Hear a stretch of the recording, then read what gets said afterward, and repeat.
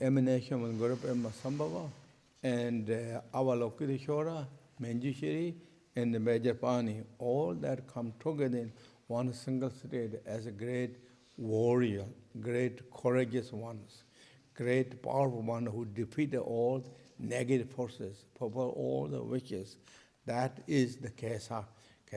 And the Gesar is very, very special, and is particularly also this Gesar is very highlighted by the great master Mipham Rinpoche, Jamgon Mipham Rinpoche, you all know, he is one of the great masters in all time in the Buddhism.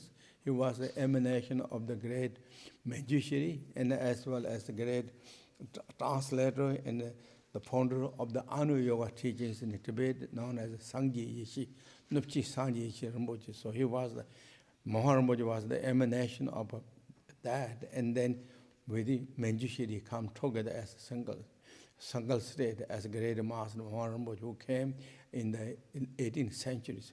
Around the 18th century, he was really so famous, so also humble and simple, hermitage, traveling, going to mountain, cave to cave, and practicing, meditating and teaching, and then practicing. So humble and simple.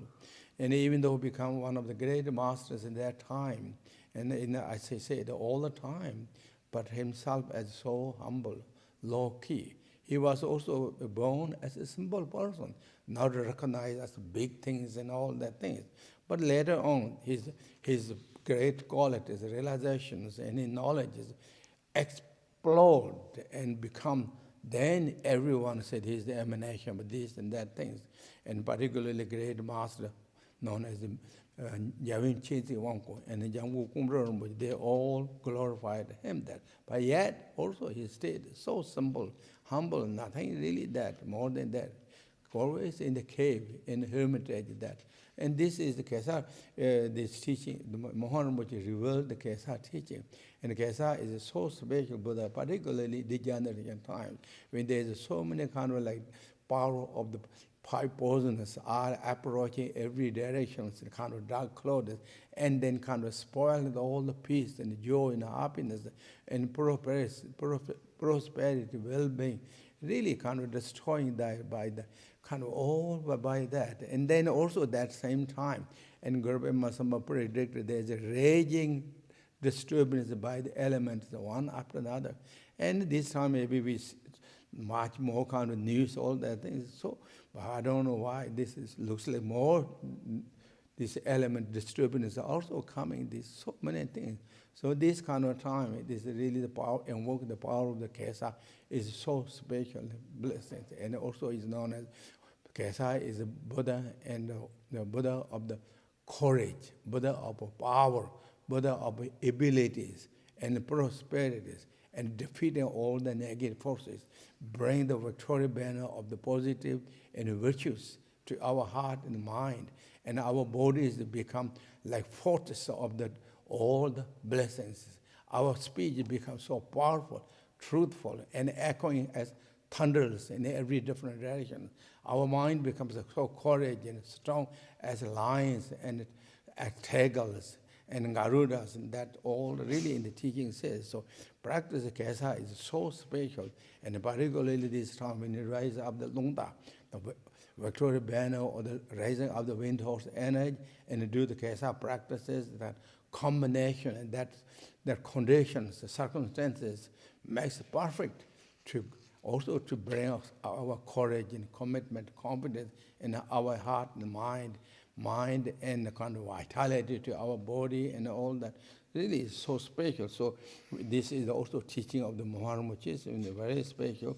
And so we, again, and this is also one of the very dear practices of our great master, Khenpo Rinpoche. So with those understanding, we do these practices now and feel strong presence. Of course, we chant this in English, so you will know what we chant, and visualize, meditate, feel the presence. In the teaching often said that when you have with the devotions and connections without doubt and hesitations, interference, then whenever you think the Buddhas and the Bodhisattvas, enlightened beings, they will be right in front of you. They are not distant by the time and spaces, right there. And only why is not happening like our courage and confidence and commitment. That's really in the teachings. And that time, when Buddha's effort, that not just the Buddhas do everything. That time, what are we doing? We activating the hidden quality, our warriorships, our braveries, our courage and commitment, which is commonly known in Buddha teaching, not common, is very secret. Buddha nature. Buddha nature, it really will wake up our Buddha nature.